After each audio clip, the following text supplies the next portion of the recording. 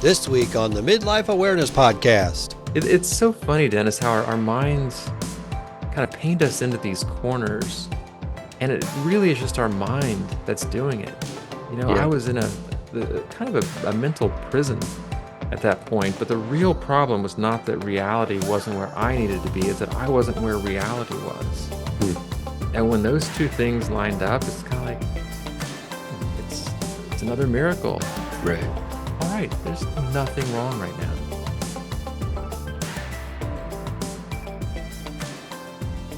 Welcome back, everybody, to the Midlife Awareness Podcast. I'm Dennis Kinsler. Thank you for joining us today. We have Seth Gillihan in with us today. Seth, how you doing, buddy? I'm good.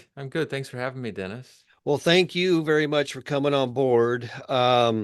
Seth just got done writing a book called Mindful Cognitive Behavioral Therapy. And Seth is he's a PhD. He's been in all kinds of businesses, and he's had his own psychology business, and now he's got his own podcast going. So we're going to get all that information out there later on. But thank you again, Seth, for coming on board. And again, it's mindful cognitive behavior therapy. And we are one of the things with psychology is cognitive behavioral therapy is one of the more well-known type of therapies. I think what you do, Seth, is you kind of put your own little twist in it, and we're going to go through some of the reasons why it's been beneficial for you. So first of all, let's start off by just kind of giving us a little bit about yourself, what you're doing, how you got into psychology, and some of the background for you, please. Sure. So I'm a clinical psychologist now. I never imagined myself being any kind of psychologist in high school or in college. I didn't take any psychology courses in college. Some of that was because I'd been taught more or less directly that psychology was humans' attempt to save themselves, and that it was all Freud. Like that was like psychology equaled Freud. I was so confused when people would talk about their psychology courses and talk about synapses and action potentials. I was like, that's not psychology. Psychology is about Oedipal complexes and other stuff. So in any case, I was intending to be a medical doctor in college, or I was aiming in that direction, and sort of all systems go, and then my wife to be and I met our junior year abroad, and uh, we decided together it made more sense to do things that would allow us to spend more of our 20s together. So we kind of had some adventures. We lived in Maine for a couple years, and eventually I realized that I really felt drawn to therapy. And so it's kind of funny, Dennis. We have these intentions sometimes. Like I had this vision of being a therapist. So I went to graduate school. I did a master's.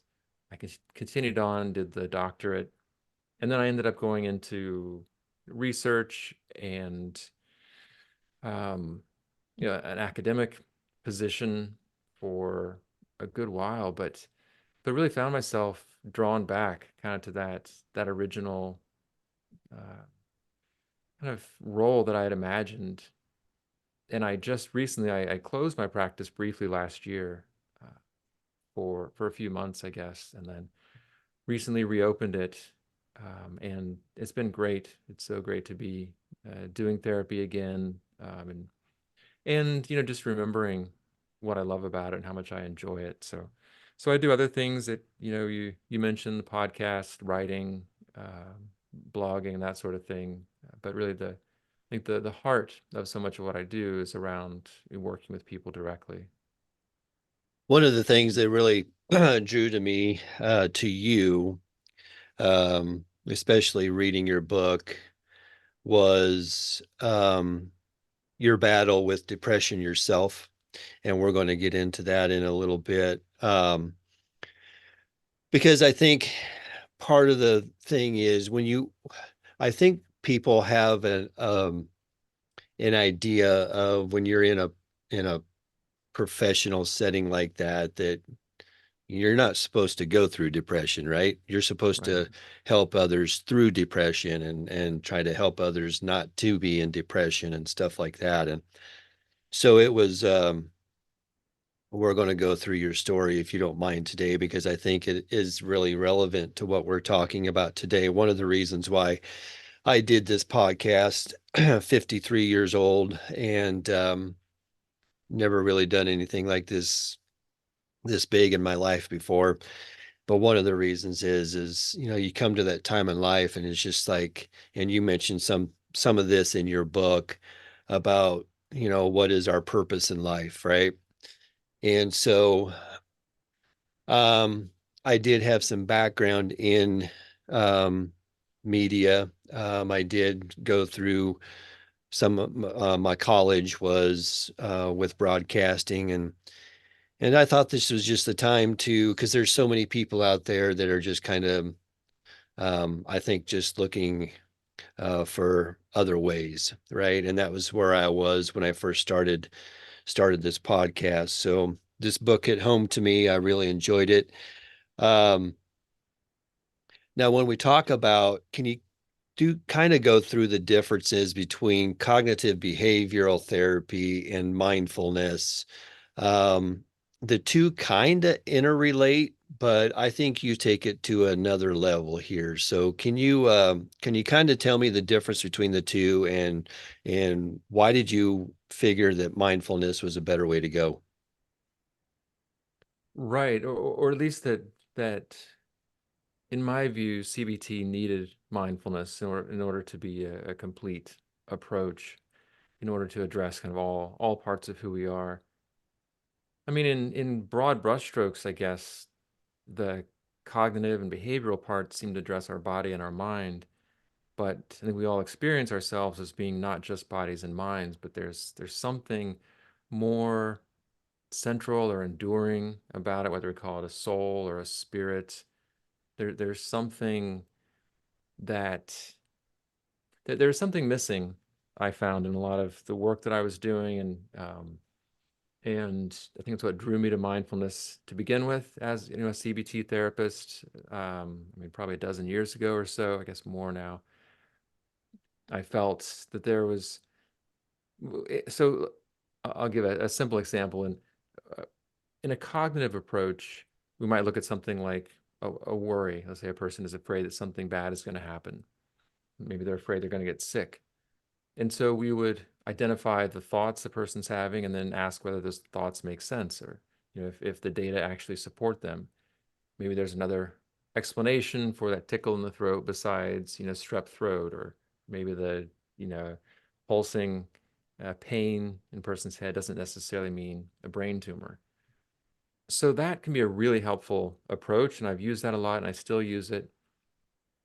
And it can help us see through some of those false stories the mind tells. But there also are worries that just keep going. Like as soon as I replace, or as soon as I kind of deal with one worry and maybe I'm able to dismiss it, another one takes its place. Or there also are things that really do go wrong in our lives. It's unlikely that that's a brain tumor, but sometimes it is. It's unlikely that the awful thing you're worried about is going to happen, but what if it does? So mindfulness opens up a whole other dimension of not really getting into the struggle so much with those thoughts and trying to prove that they're wrong, or wrestle with them at all, but it's more about just noticing, like, all right, my brain's doing stuff. I don't have to get wrapped up in it and give it a lot of energy and attention. And instead, I can just notice, all right, that's a thought, and I can come back to whatever else I'm doing. I can focus on my breath. I can, not in a way that's trying to not deny those thoughts or trying not to have them, because that's a good way to just think more thoughts if we try to Right. suppress thinking, but just kind of making peace with the thoughts. So I think those are kind of the two at two ends of a continuum. We might see the cognitive part of CBT is being about disputing thoughts, and the mindfulness approach being more about letting the thoughts be. But I think that we can bring those two together, and they can both support each other. So being more mindfully aware can help me to notice when I'm having unhelpful thoughts, and I don't have to get locked into, oh, I have to prove this thought isn't true. I can also maybe reach a point of like, all right, maybe not everything is going to go the way that I'm hoping it will in my life, but maybe that's okay on a deeper level. Some of your stories were really hit home to me. One of them was the story about the you had a dream about a plane crash. Yeah. And if I'm not mistaken, um, that was kind of at the beginning or the thought process after that came to be your think act be. This is your not necessarily spin, but this is your way of dealing with mindfulness. And so we're going to go through those three areas today. To But tell me about that dream and what happened after that, because that kind of kicked off the whole idea here with your mindfulness and your think act be. Yeah, this is the dream that happened right around the time that I was first being introduced to mindfulness and starting to meditate myself. And in the middle of one night, I was having this dream that I was on an airplane. I was sitting in the very last row, and the plane was landing, but the landing was going really badly. So the plane wasn't landing sort of square to the runway. It was kind of off kilter. And so when the wheels touched down, we were sort of skidding across the runway, and I knew that things were about to end in an explosion. And as the plane started to blow up, stuff was like the plane was being destroyed from the front to the back, toward where I was. And I realized, like, this is it. I'm gonna die. And so I was terrified, of course, but then I also realized in those what I thought were my final moments, I thought I don't want to die like, cowering or being afraid. I want to die thinking of what I love. So I brought to mind my kids and thought about, sort of allowed their image to fill my mind as I closed my eyes and just sort of waited for death. And then what happened is I expected there to be a kind of extinguishing of my awareness, just like turning the lights out, and that would be the last that I ever knew. But instead it was like I transitioned, and so the kind of the darkness that I saw behind my eyelids became the darkness of kind of like outer space, like this sort of um, like dark purplish sort of light. I guess it wasn't like a radiating light, but just a sense of like, oh, my eyes are closed, but I'm seeing stars. And I had this feeling that I was connected to everything that I loved. And it was like an awareness of a connection that had always been there. It wasn't like I was joining, like, oh, now I'm with my ancestors. Like, they were there, but so were my kids, everyone who was still alive. It was more like recognizing the eternal connection that's always present. And that dream, I woke up, I was crying, and my wife said, she's like, oh, what's wrong? And I said, I dreamed that I died. She's like, oh, I'm sorry. I said, no, it was beautiful. And I recognize it's a dream. I don't take all my dreams seriously or Right. literally, but it did feel like it was revealing something true to me about the nature of life and of what death is. That what had been my biggest fear of dying turned out to be like the most wonderful thing I could imagine, which did a lot for the fear that I had.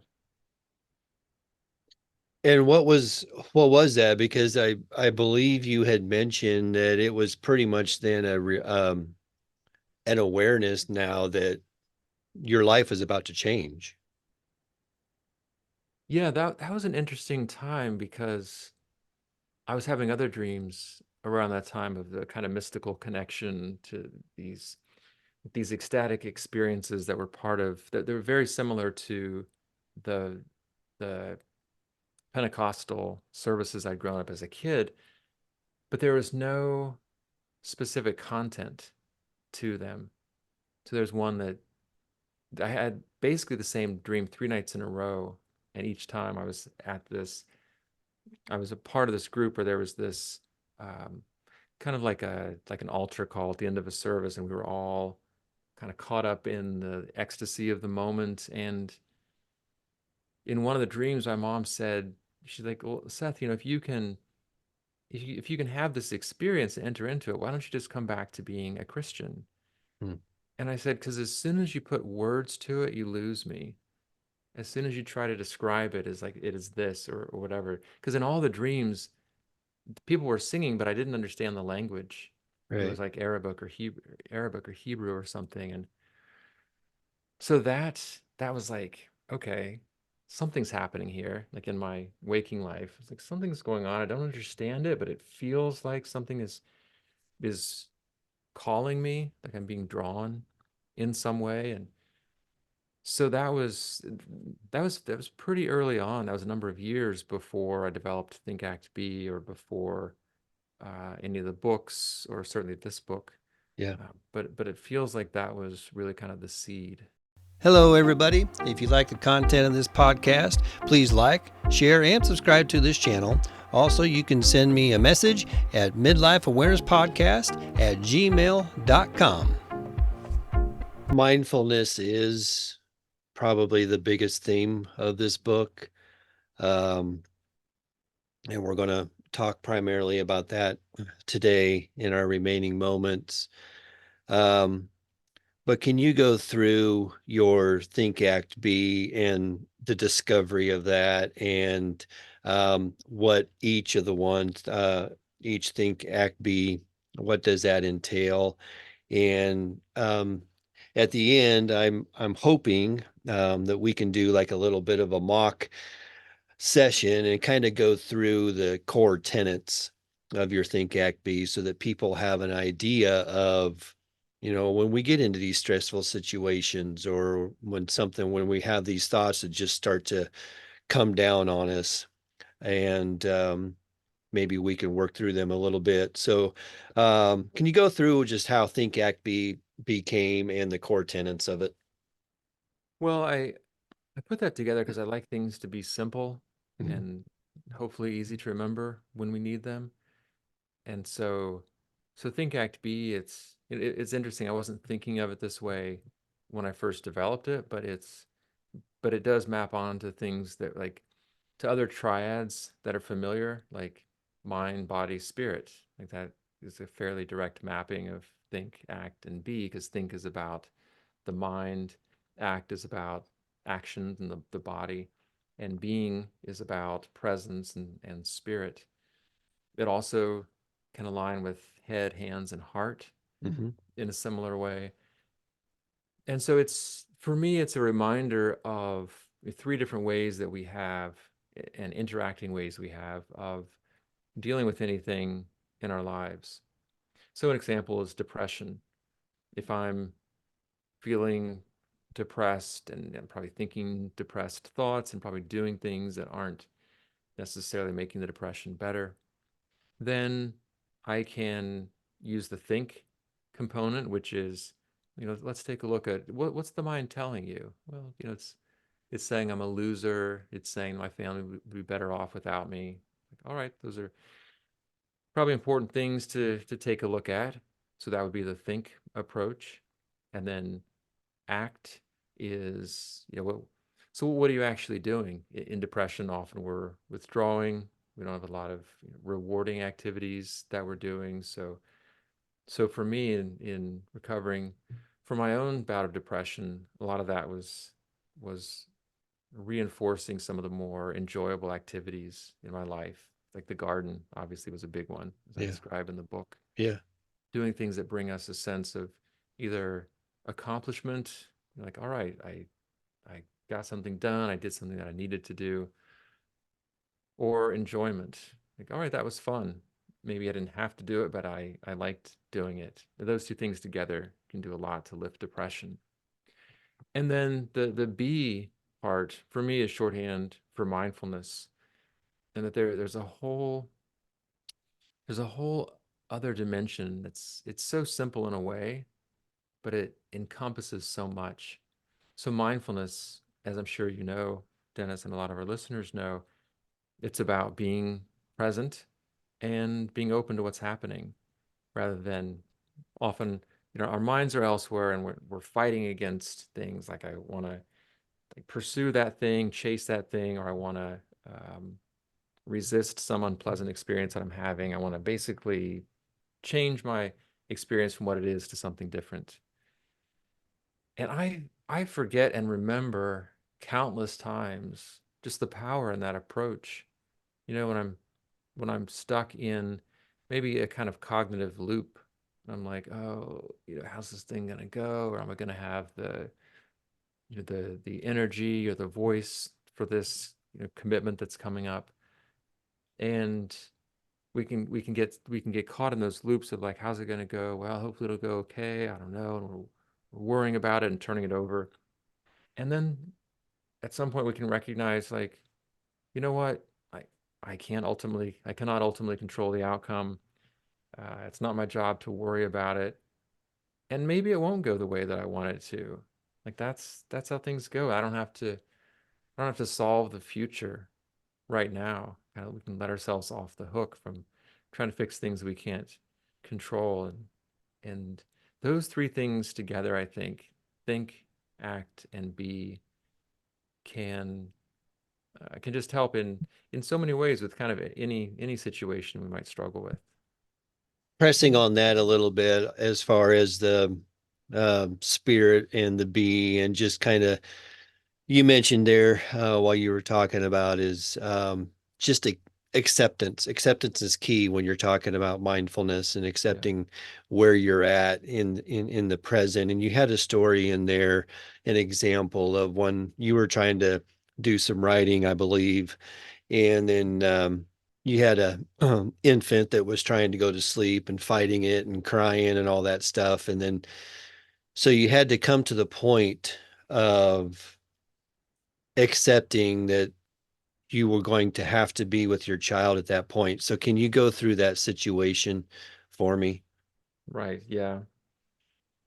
Yeah, that one stands out. There have been countless ones like that, but times when there's something that we want to be doing, but something's getting in the way of doing that, and it feels as if the thing that we want to be doing is what ought to be happening, and the thing that's actually happening is a problem. It's some kind of glitch. So this was a night when, I mean, like so many nights during that period, I was working on a grant application as part of my university job I had at the time, and I just wanted to do the writing. I didn't want to be interrupted, and so it was my shift, to be taking care of our daughter and helping her get to sleep, and she wasn't going to sleep, and so I really had this belief. So this is where the think part comes in. I really thought she should be asleep. She should be asleep. This is ridiculous. She has to be tired. But that was, I mean, if I looked at it more closely, that was a faulty assumption. Like, what said she should be asleep? Hmm. Like, did I have some rule book that I knew she wasn't following?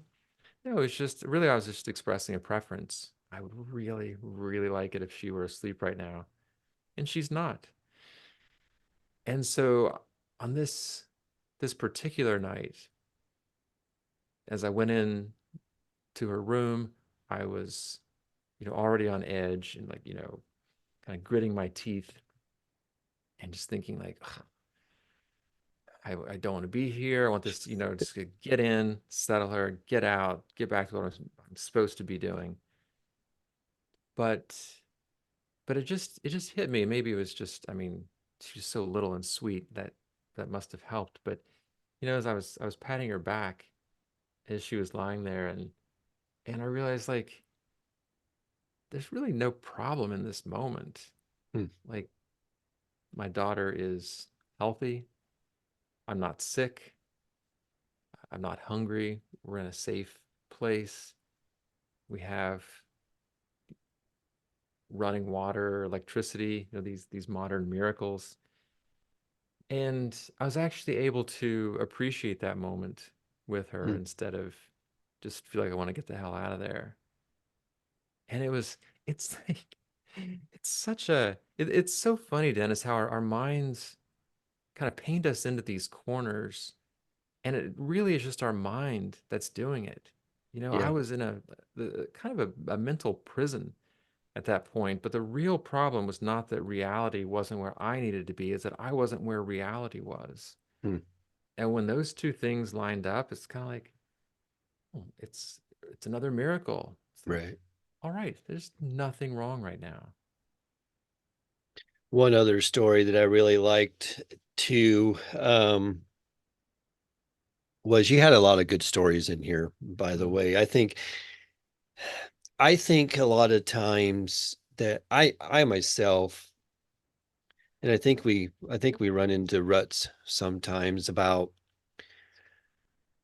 stories have meanings to them, and there's a lot of truth in stories and storytelling.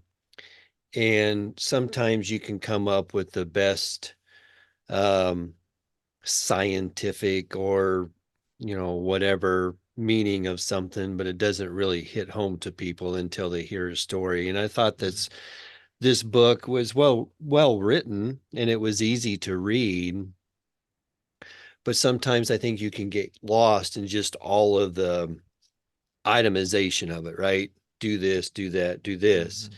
But when you hear a story and then it links everything together, then it just hits. One of the other stories that hit me too was there early in the book you were talking about aligning with your truth, and you had a story about um, when you went swimming. So can you tell me a little bit about that and how that came to fruition? Yeah, yeah, and first I'll just say I completely agree about stories. That stories are really how we're wired. Unfortunately, it's not how I'm naturally wired Yeah, to, me either. you know, to to provide information. I'm more about providing information Yeah, and, me too. and telling Yeah, stories, but yep. I often feel like just I have this automatic feeling if there's a story, like if I'm telling it, I need to rush to get through it, like Yeah. get the story over with. But like the story is the thing. I'm realizing more that in a way, I mean, the story is the message. It's not sort of something that, yeah, that has to be. It's not like what you really take from a talk is a bunch of data points, and then Right. you take that story. Yeah. Um, Yeah, one other thing I just read a book, a really popular book called Hello Beautiful. Mm. It's obviously it's a novel, so it's a long story, and it hit me in such a profound way. Not because there was a message that the person was hammering home, but just in the unfolding of the story, there were these elements that came out about that I took as like, what does it mean to have like what does a fulfilling good life look like? Mhm. And it was so local. It was so intimate. It wasn't about having people know me that I don't know, but it was about really being in my life. So this particular story about swimming was a number of years ago. I was with my family at the New Jersey shore, looking out at the what was that again? The Delaware Bay or something, maybe the Atlantic Ocean. I guess is where the two of those meet. And and this was at a real low point for me, Mhm. health wise, depression wise, and I was just feeling like like I didn't feel like myself. And this is it's a little bit embarrassing in the telling of it. I'm not so embarrassed now, but it still seems a little funny to me that to invoke a Disney movie. But it was I referenced Moana because we'd seen that not not long before, and there's this really powerful scene toward the end, that final climactic Disney scene, like many Disney movies have, and it's just beautiful. Where there's this song, the words are, "This is not who you are. You know who you are." And those words came to me as I was standing there looking out at the water, and I felt like, this is this diminished, fearful, withdrawn person. It doesn't. It, that's not exactly who I am. And it's not just that I need to be more outgoing and dynamic. I did need to push myself in those directions, but it was more that there was a deeper part of me that wasn't touched by those things. Mm. There was a part of myself that was still, is that aspect of ourselves I was describing earlier. That's, our soul, or our spirit, that's not depressed when we're depressed. It's not hopeless when we're hopeless. And I felt a connection to that sense of kind of the eternal within myself, or like a divine spark, as I was wading out into the water. And swimming is one of my favorite things, especially swimming in the ocean. So I dived into the water and just felt like this sense of renewal. I described it as kind of baptism. I don't think I thought of it in those terms at the time, Right. but it felt like a renewal. And it wasn't like I came out of the water and I was like, all right, that's all done, glad that's behind me. But maybe these are kind of the stories of our own lives that stand out. Having that episode meant so much more to me than just mentally repeating, like, I'm more than this, or there's a part of me that's eternal. Like, it was such a three-dimensional, literally immersive experience of that. One of the things, especially me personally, that I struggle with when it comes down to mindfulness is you get a bombardment of thoughts a lot, Yeah. and you really, I personally have to struggle with thoughts, and they just sometimes inundate you. And also, one of the areas that I think really hit home to me when I was reading this book was, along with our thoughts, sometimes our behavior follows. And you had a interesting section in there between the struggle between ego. Um, so can you go into what ego is, how we wrestle with ego, and some of the ways that you can help that? Hmm. Yeah, this is such a big topic, and there are different meanings of ego.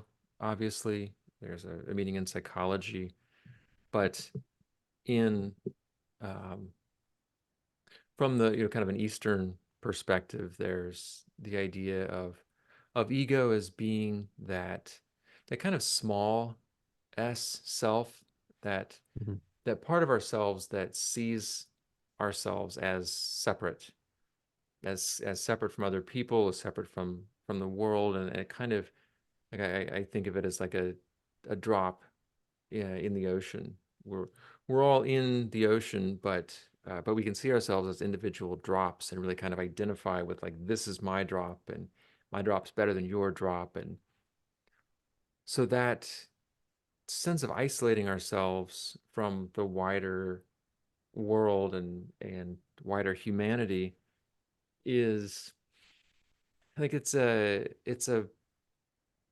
bit of a dangerous place to be, because we recognize we're so small.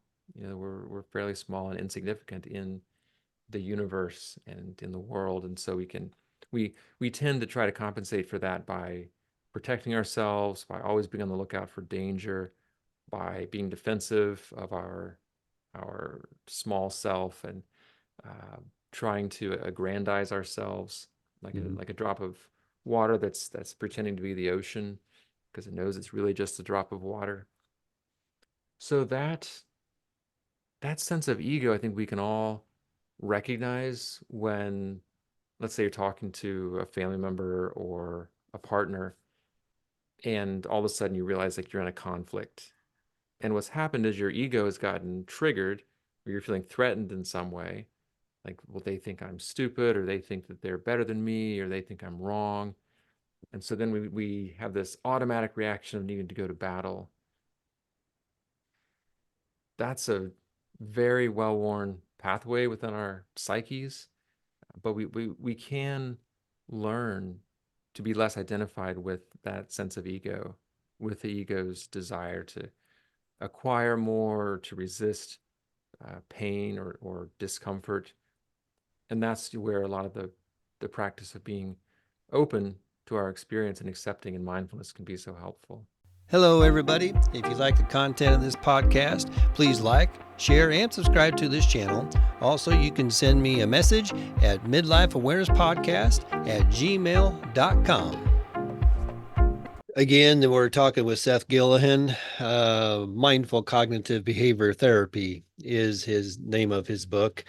And what I want to do right now, Seth, is something that I'm not really used to on this platform. So Yes. this could be interesting. But um, I would just like to take a few minutes here to kind of do a role play in going through your system, your Think Act Be system. And we'll just take something that I think most people kind of tend with from time to time, and that's stress. So, so let's just go through this, kind of go through how you would approach someone that comes to your office that deals with stress, and just kind of walk us through how you would maybe go through that. So, Great. Yeah, yeah, let's do it. okay.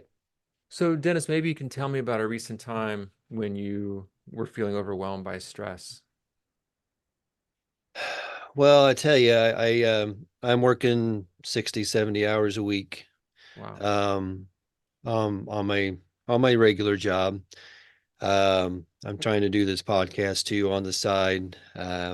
So I probably average at best 5 hours of sleep, 4.5, 5 hours of sleep a night. Mm.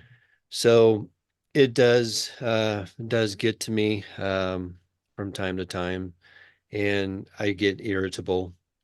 Um, when I know I shouldn't be irritable, but that's basically where I am. All right. Yeah, and when's the last time you were feeling really overwhelmed? Um, I would say a couple of weeks ago, I went through a time.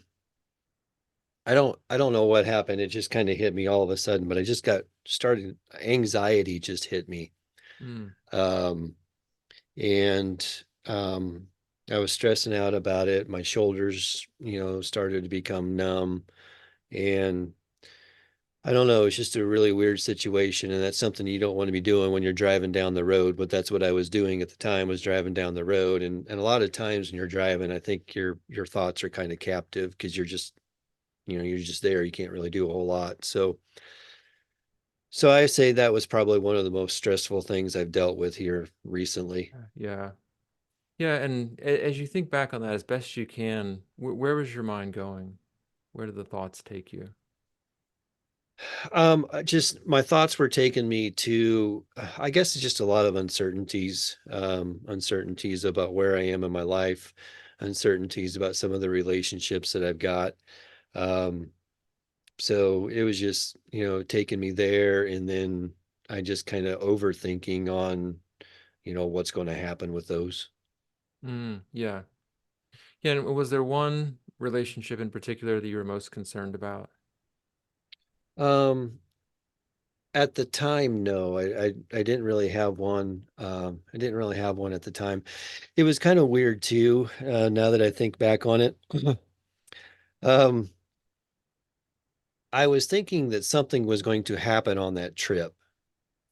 And um, I mean, it turned out that something did happen. I mean, nothing, it wasn't really anything that was serious or life-threatening or anything like that, but there did happen to be something happen on that trip So I don't know. I was thinking back that maybe that was kind of my body trying to get to the point where it's like it was trying to tell me something was going to happen.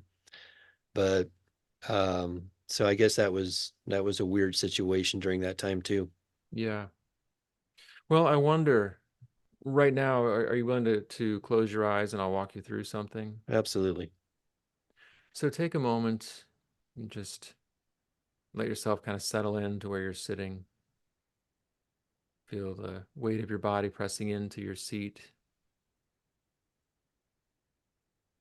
and feel the breath as it comes in and goes out. Just letting all this be very easy, not forcing anything here.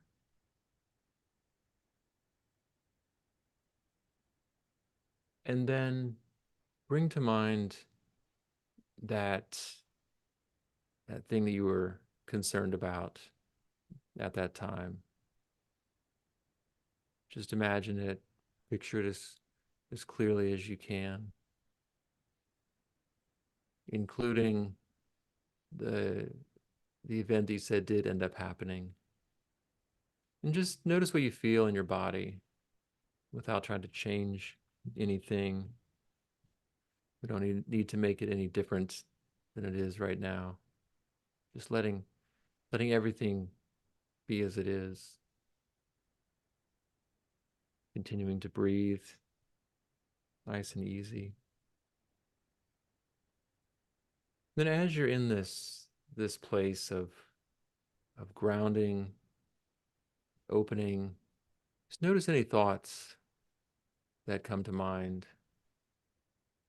Again, we don't have to force anything or manufacture them, but any thoughts or images now that you could share that have come into your mind. Well, I'm just thinking right now that I feel really relaxed. Um, I feel at peace right at the moment.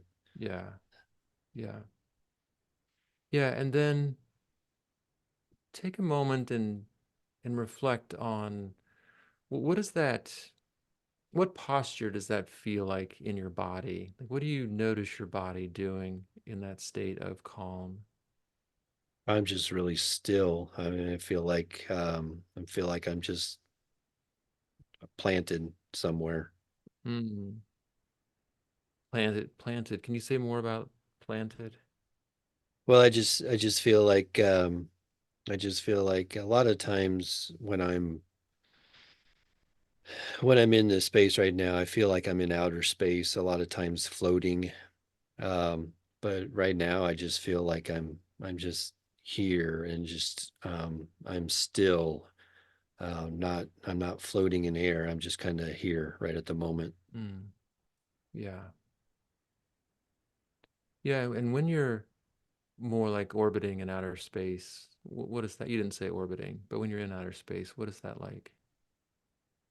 Now you get the sensation that it's a chilly or a cold sensation, but it's also a um, it's just a time for me where I feel like I have no body weight. I'm just the universe around me is just taking everything off of me. There's no weight. There's no fear. There's um, no anything really. I'm just here present.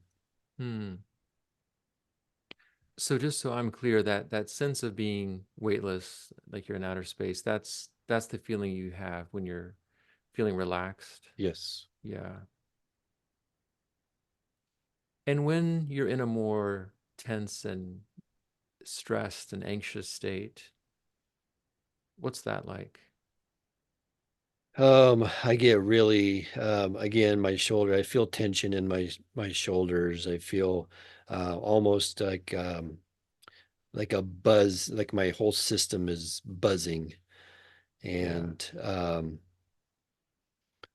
and then it's just that time when my thoughts just try to come and overrun me during that situation. Mm, yeah. Yeah. Buzzing. Yeah. Being overwhelmed with thoughts. Where do those go when you're in outer space? Where are they now?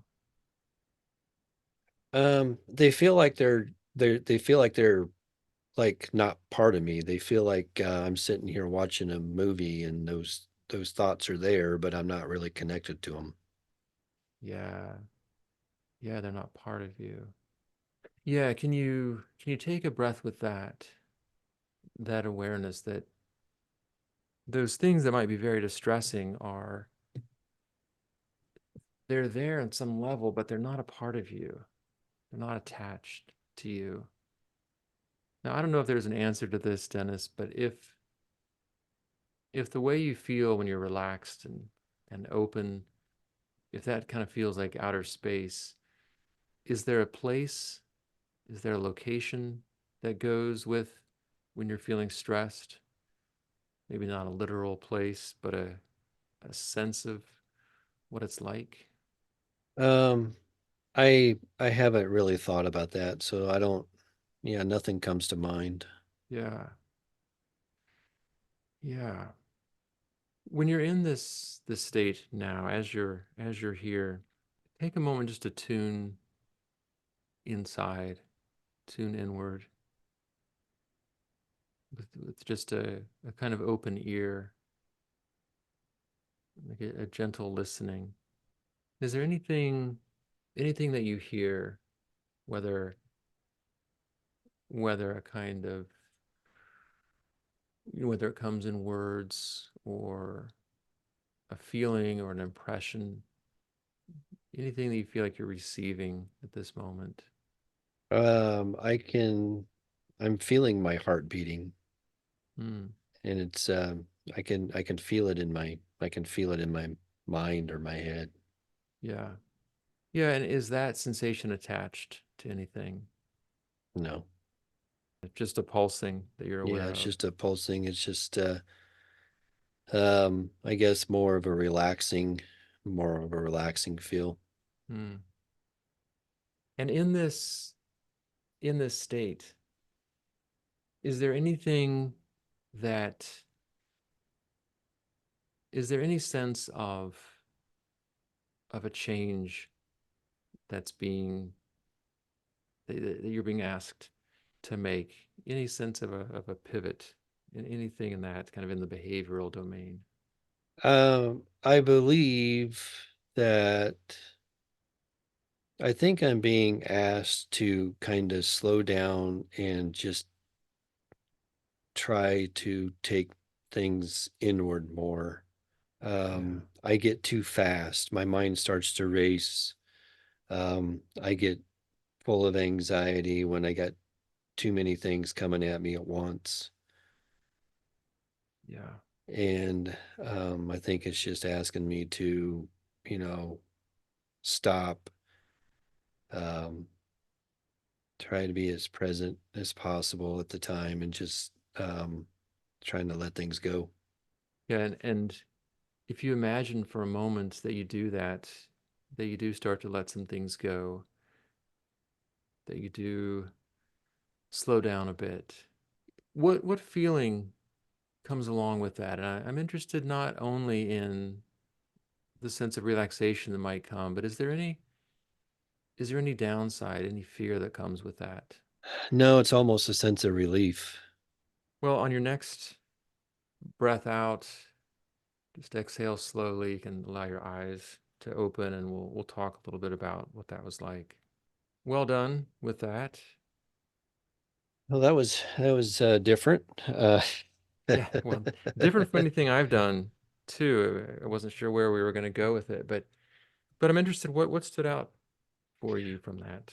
Well, again, it's I do I do try to. It's a struggle for me, Seth, when I get into. It's a struggle when I'm into the day and day life, where sometimes I get into these modes where it's like it's really easy to get into that place. It's really easy to go to that mindful awareness state. And then there's other times it's so hard, you just have Yeah, to try to and I don't know. And I guess it's hard for me to stay consistent with it. And I think that's the only thing that really bugs me. Yeah. So Yeah. Well, a couple of things stand out. One is it'll be interesting to think, you know, in the coming day or two about, what might get in the way, what the gap might be between that sense of like, yes, I like this. This is what I want more of. And then what makes that hard? yeah, Maybe it's just the all the demands that have to get taken care of, but not uncommonly there's extra stuff that we add into our lives that are creating stress that's optional. The other thing that's interesting to think about is that what mindfulness offers is not just the ability or the possibility of relaxing, but it's of letting go of the struggle against times even when we're not relaxed or peaceful or calm, that we can expand our awareness and our acceptance and kind of the envelope of what we make room for to include times when we don't feel mindful, times when we don't feel like being mindful, times when we're stressed out or angry. And rather than fighting against that or thinking like I shouldn't be like this, or I ought to be more mindful, or I have to be, spending more time doing relaxation exercises. Some of those things might be true, but we can also open to like, all right, but this is how things are right now. And can I open to this? Can I make space for this? I don't feel like being mindful right now. Maybe I can open to that too. I'm pissed off and yeah. impatient. That's who I am right now. Well, Seth, I've kept you too long today. I apologize for that, but this has been a good session for me. I think it's been something totally different than what we have been doing. Hopefully people can really appreciate that. And thank you for coming on here, going through these steps. Hopefully somebody can get some good out of this today. On our way out, if you would, just kind of give me an idea of where can people go to get your books. Go ahead and plug your podcast at this time. I do recommend people go out and listen to it. It's really good. The time is yours for right now. I appreciate that, Dennis, and I appreciate this time with you. And yeah, it went as long as it went because I tend to talk. I tend to go on. So, but probably the easiest place to find me is just my website, sethgillihan.com. You can find links to the Think Act Be podcast there. If people are interested in one-on-one sessions with me, there's a page about that. Find links to my books and blogs and all that. So that's the best place. And the podcast is Think Act Be podcast. Think Act B, and you can get that on Spotify, right? I believe. Spotify, And Apple, all the above. all righty. Well, Seth, thank you so much for coming on board here today. I really appreciated your time, and thank you. Thank you, Dennis, and until next time. Yes.